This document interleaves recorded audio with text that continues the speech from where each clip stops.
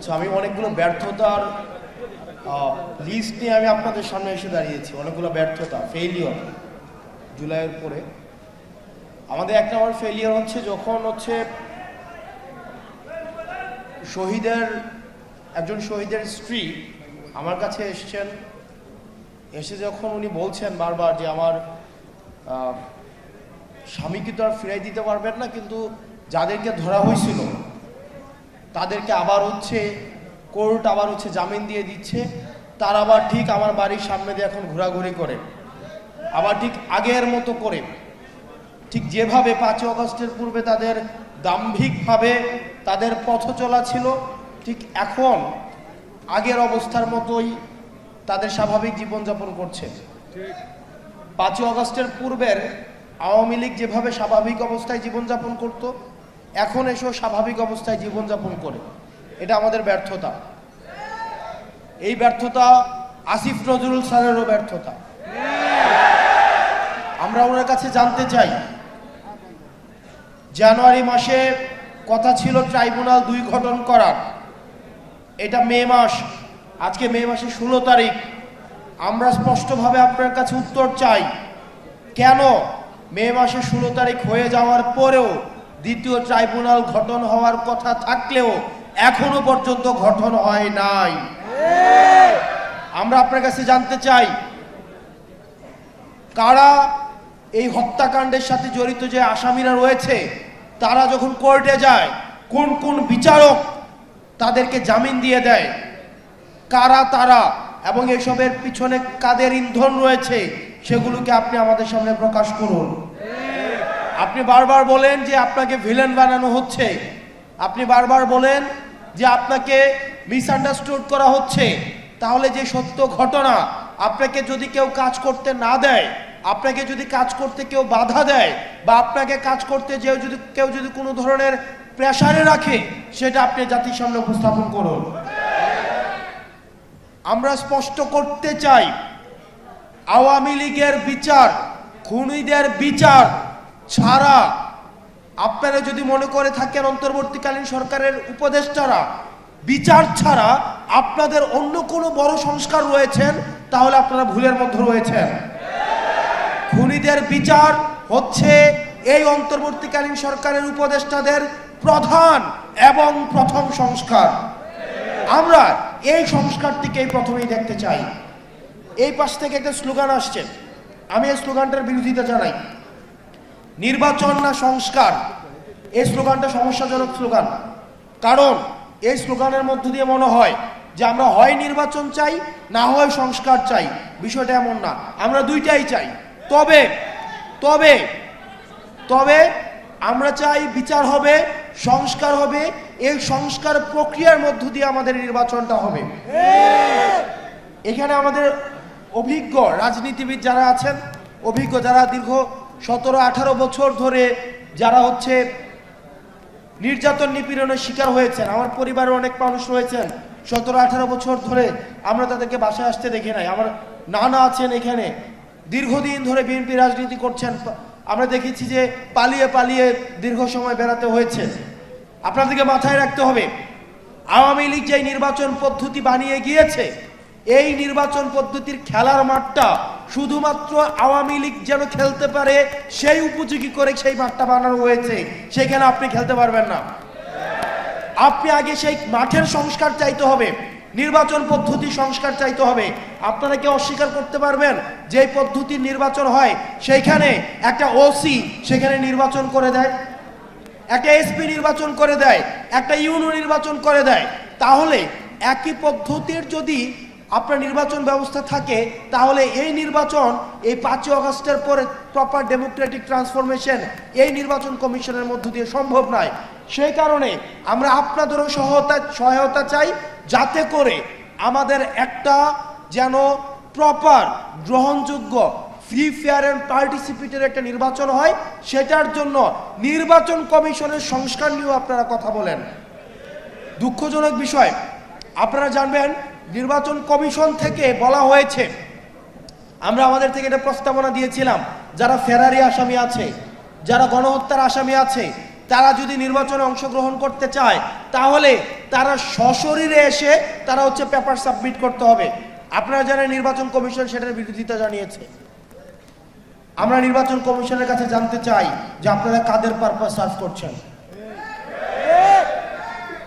দূষণরা যদি নির্বাচনে অংশগ্রহণ করতে চায় তারা সশরীরে এসে তাহলে নির্বাচন কমিশনে তাদের পেপার সাবমিট করতে হবে। এটাতে সমস্যা কোথায়? এটাতে সমস্যা কোথায়?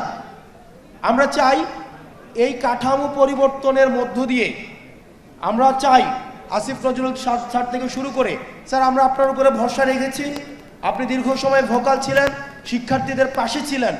আমরা বিশ্বাস করতে চাই আপনি শিক্ষার্থীদের আস্থা আশা আকাঙ্ক্ষার আপনি হচ্ছেন যথাযথ মর্যাদা দিবেন। দ্বিতীয়ত, আপনারা ভুলে গেলে চলবে না, আওয়ামী লীগকে আমরা কার্যক্রম নিষিদ্ধ করতে পেরেছি, কিন্তু আওয়ামী লীগকে যারা ডোনার, আওয়ামী লীগের যে ফাইন্যান্স, আওয়ামী লীগের যে অর্থ ব্যবস্থা, সেই অর্থ ব্যবস্থা কিন্তু এখনো পর্যন্ত ইনট্যাক্ট। আমি যেহেতু কুমিল্লাতে আছি, কুমিল্লার অনেক উপজেলা রয়েছে, সেই উপজেলার আওয়ামী লীগের রাজনীতিও এখন আওয়ামী লীগের টাকায় চলে, বিএনপির রাজনীতিও এখন আওয়ামী লীগের টাকায় চলে। এখানে বিএনপির আপনারা যারা রয়েছেন আপনারা আমাদেরকে শত্রু জ্ঞান করেন না, এটা আমি আপনাদের ভালোর জন্য বলছি। কুমিল্লার অনেক উপজেলা রয়েছে যেখানে সব দলের রাজনীতি এখন আওয়ামী লীগের টাকার কাছে বিক্রি হয়ে গিয়েছে। তাই অন্তর্বর্তীকালীন সরকারের কাছে বলতে চাই, এই আওয়ামী লীগের অর্থনৈতিক কাঠামোকে আপনি ইনট্যাক্ট রেখে আপনি কখনোই সংস্কার কার্যক্রম এবং নির্বাচন কার্যক্রম আপনি যথাযথভাবে ঠিক করতে পারবেন না।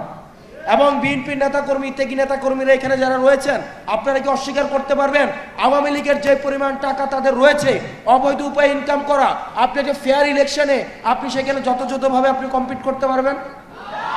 কোনোভাবেই সম্ভব না।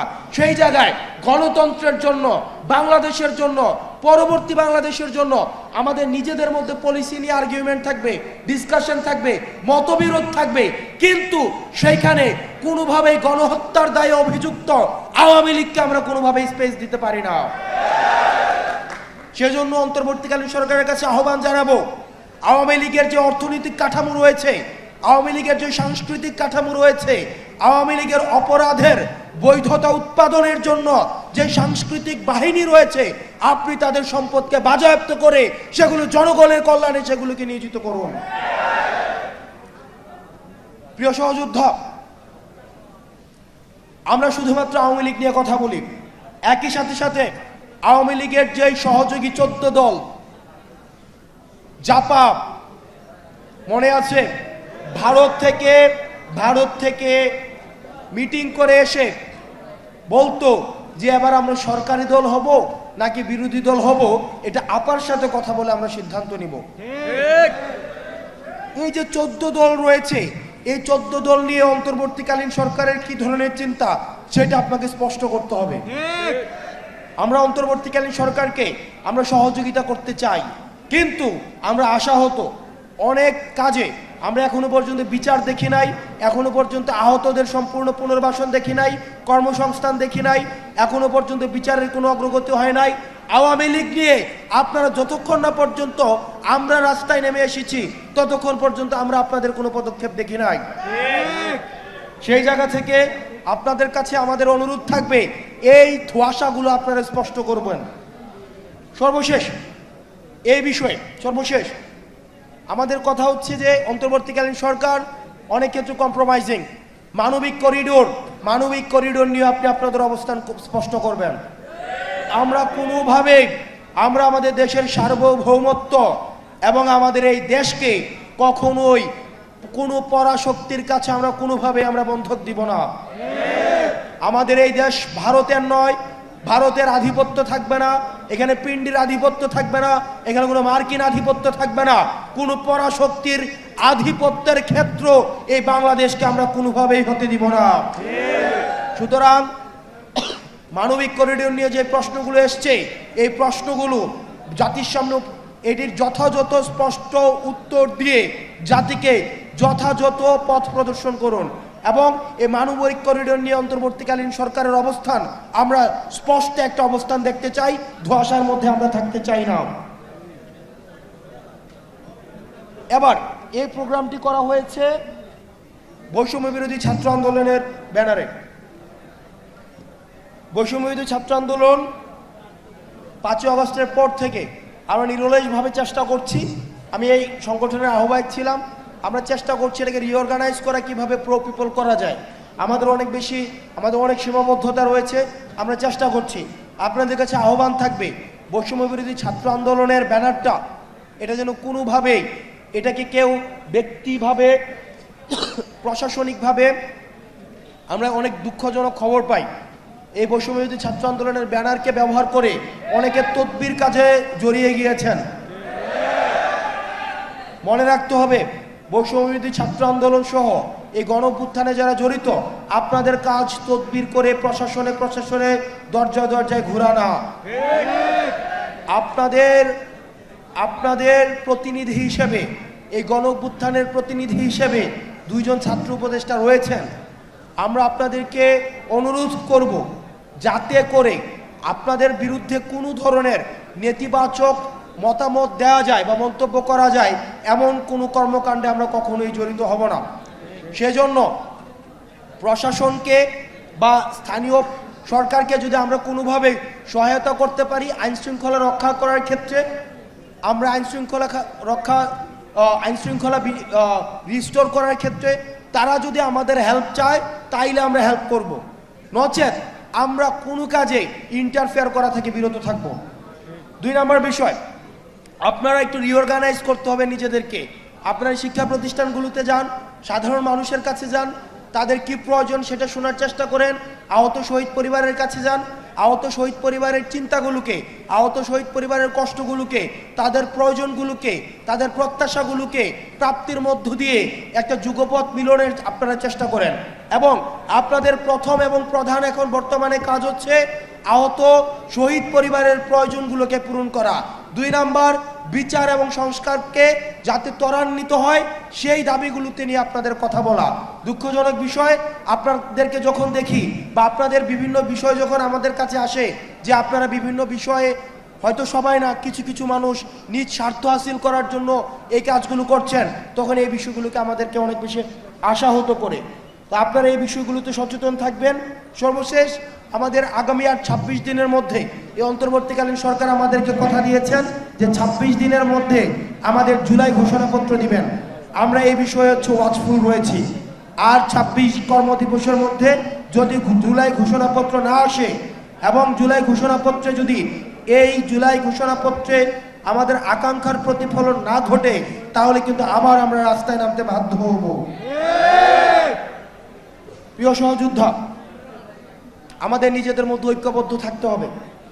এখানে বিএনপি রয়েছেন, জামাতে ইসলামে রয়েছেন, ইসলামিক আন্দোলন, খেলাফতে মজলিস থেকে শুরু করে ফ্যাসিবাদ বিরোধী যে রাজনৈতিক দলগুলো রয়েছে আপনারা এখানে রয়েছেন।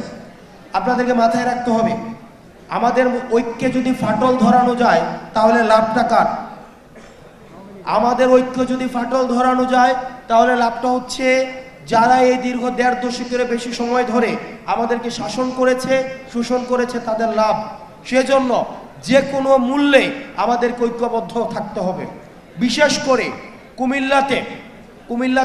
কুমিল্লার প্রশ্নে, কুমিল্লার উন্নয়নের প্রশ্নে, অগ্রগতির প্রশ্নে আমরা প্রত্যেকটি রাজনৈতিক দল আমাদের রাজনৈতিক বোধ বিবেচনার ঊর্ধ্বে উঠে কুমিল্লার প্রশ্নে আমাদেরকে ঐক্যবদ্ধ থাকতে হবে।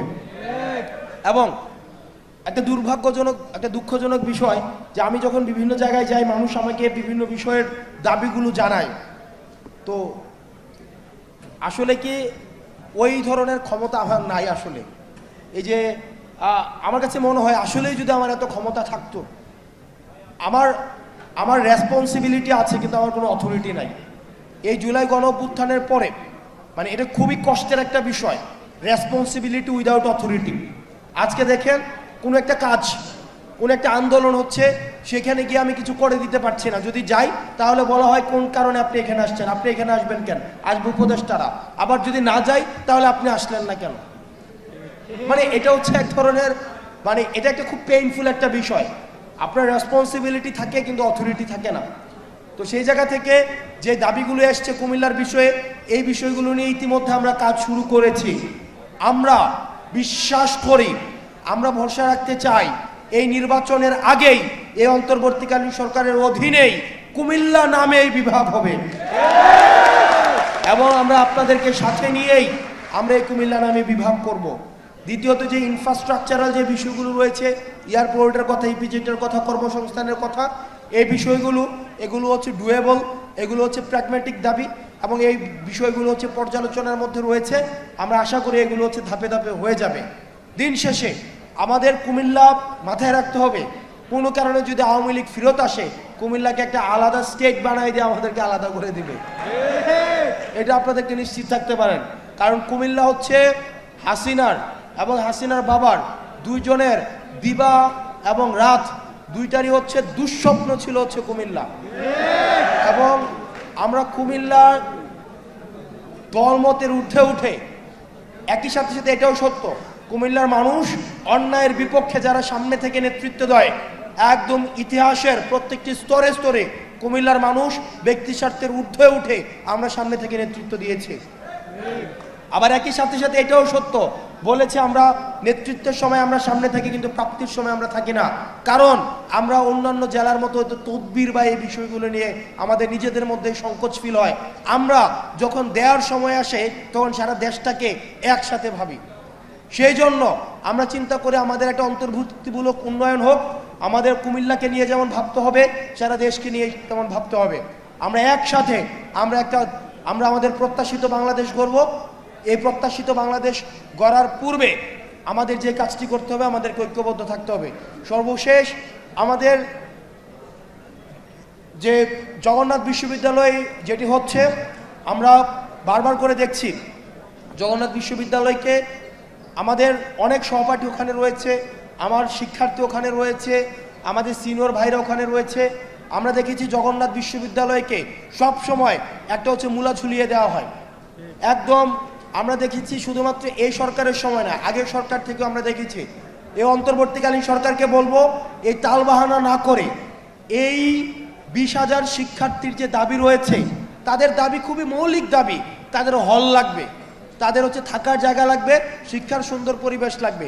এই দাবিগুলোকে তালবাহানা না করে আপনারা খুব দ্রুততম সময়ের মধ্যে তাদের সাথে বসে এই দাবিগুলোকে সমাধান করে দিন, না হলে এই সমস্যাটি দিন দিন ঘনীভূত হবে। আপনারা ভালো থাকবেন, সুস্থ থাকবেন, আপনাদের সাথে দেখা হবে এবং কুমিল্লার প্রশ্নে আমরা সবসময় ঐক্যবদ্ধ থাকবো। আসসালামু আলাইকুম ওয়া রাহমাতুল্লাহি ওয়া বারাকাতুহু।